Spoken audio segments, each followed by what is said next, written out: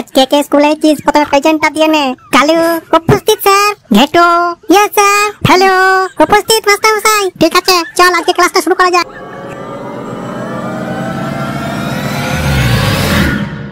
এই ফেলু তুইও তো ইদানিং পড়াশোনা করিস না, তোর ব্যাপারটা কি রে? স্যার আমি ওই কদিন কলকাতায় ওই মাসির বাড়ি গিয়েছিলাম, তাই পড়াশোনা করতে পারিনি। কলকাতায় গেছিলি? তার মানে ট্রেনে করে গেছিলি? হ্যাঁ স্যার ট্রেনে করে গিয়েছিলাম। জীবনে কি এই প্রথম ট্রেনে চাপলি? না স্যার অনেকবার চেপেছি লোকাল ট্রেনে। স্যার আমিও বাবার সাথে অনেকবার ট্রেনে চেপেছি। বেশ, তাহলে লোকাল ট্রেনে তোর ভ্রমণের অভিজ্ঞতা সম্পর্কে একটু শোনা তো। স্যার আমি শোনাবো। তোর নাম কি ফেলু? চুপ করে বস, ফেলুকে বলতে দে।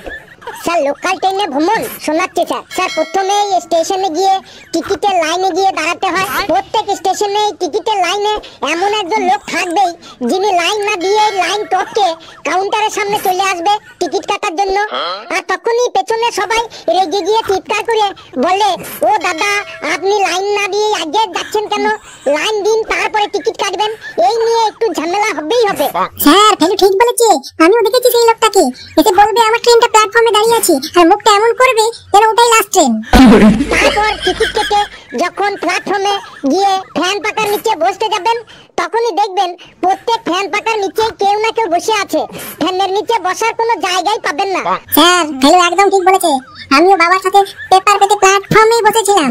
তারপর দেখবেন কিছু লোক আছে যারা বারবার লাইনে গিয়ে উকি মারবে যে ট্রেন আসছে কিনা, অথচ ট্রেনের কোনো খবরই হয়নি।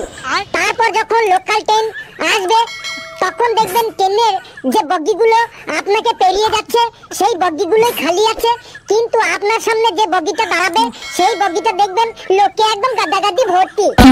তারপর দেখবেন ট্রেনের দরজাটায় লোক ওঠার জন্য এত হুড়োহুড়ি করবে যে যারা ট্রেন থেকে নামবে তাদের নামতেই দেওয়া হয় না।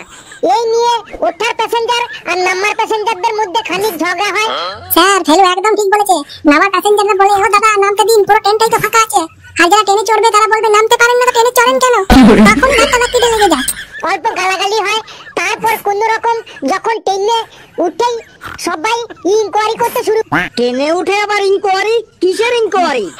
ওই যে কে কোথায় নামবে এবং তার সিটটা বুকিং করে রাখার জন্য ইনকোয়ারি। স্যার ফেলু একদম ঠিক বলেছে, আমাকে একজন জিজ্ঞেস করছিল, ননি কোথায় নামবে? আমি বললাম সামনেই নামবো। সিট পাবার লোভে লোকটা স্যার আমার সামনেই দাঁড়ালো, কিন্তু বাবা একবারে শেষ স্টেশনে নামলো। লোকটা নামার সময় আমার দিকে 20 পারা মুখ করে নেমে গেল। অনেক সময় ট্রেনে এমন ভিড় হয়, এমন গাদাগাদি হয় যে যারা একটু লম্বায় খাটো থাকে তাদের মুখের কাছে যদি কোনো বগল চলে আসে তাহলে বগলের গন্ধ শুকতে শুকতে গন্তব্যস্থলে যেতে হয়। ফেলু ঠিক বলেছে, আমি সিটে বসেছিলাম, হঠাৎ শুনি একটা ফাস করে আওয়াজ এলো, তারপরে এত গন্ধ যে মনে হলো নাকের চুলগুলোই জ্বলে গেল। কি সব বলছিস এসব? ট্রেনের মধ্যে যখন আপনি কারোর সাথে ফোনে কথা বলবেন তখন দেখবেন আপনার আশেপাশে সকল লোকজন আপনার দিকে ফ্যাল ফ্যাল করে তাকিয়ে থাকবে আর আপনার কথা গিলবে। স্যার আমিও গিলছিলাম, আমার পাশের লোকটা ফোনে কাকে বলছিল, সোনা বাবু আজ রাতে আমি আসবো, তোমার কমলা লেবু দুটো খাবো। আমি থাকতে না পেরে সেই কাকুটাকে বলেই ফেললাম, কাকু ডাক্তারে বলে রাত্রেবেলায় কমলা লেবু খেতে নেই, খেলে দিনের বেলাতেই খেও।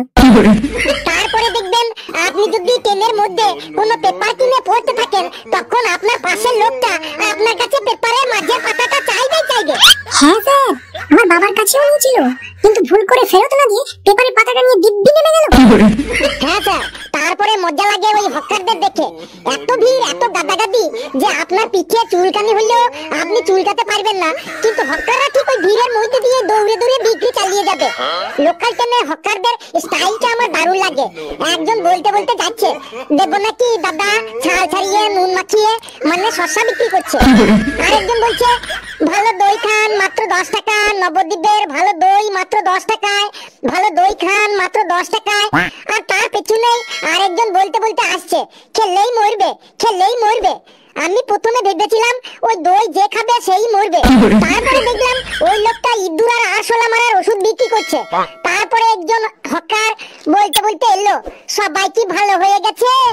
কারো কি আর গ্যাস অম্বল বুক জ্বালা নেই? এদেশে জন্মে গ্যাস অম্বল বুক জ্বালা ছাড়া আর কি পেলাম? বিদেশে জন্মালে ডলার পেতাম। মানে ওই লোকটা আদা চূর্ণ বিক্রি করছে। ঠিক বলেছে স্যার, ওই হকারটা সবাইকে হাতে হাতে দিচ্ছিল, বলছিল স্যাম্পলটা টেস্ট করুন। আমি স্যার অনেকবার ফ্রিতে আদা চূর্ণ খেয়েছি। তারপরে দেখবেন প্রথমে কেউ কিনবে না, হকারটা চেঁচিয়ে যাবে যে এই থাম বাবা, এবার তুই থাম, অনেক কাহিনী শুনলাম। স্যার এটাই লাস্ট। ট্রেনে যারা 12 ভাজা ঝালমুড়ি বিক্রি করে তাদের কথার স্টাইলটা খুব ভালো লাগে।